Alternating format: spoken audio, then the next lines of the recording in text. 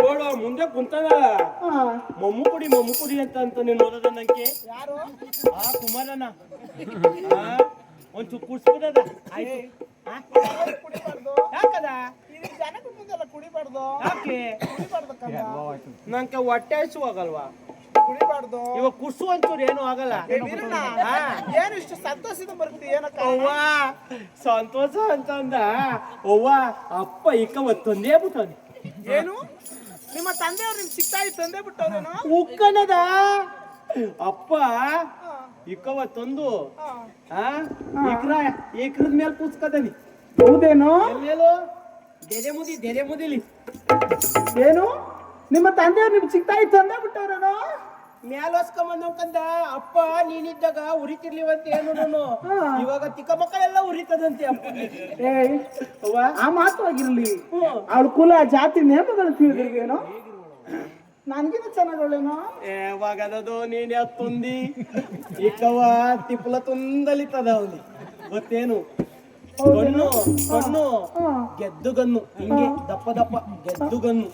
ಆಮೇಲೆ ಹೊಟ್ಟೆ ಹಿಂಗೆ ನಂಕಿನ ದಪ್ಪ ಹೊಟ್ಟೆ ಆಮೇಲೆ ಕುಂಡಿ ಹಿಂಗೆ ಹೋಗದು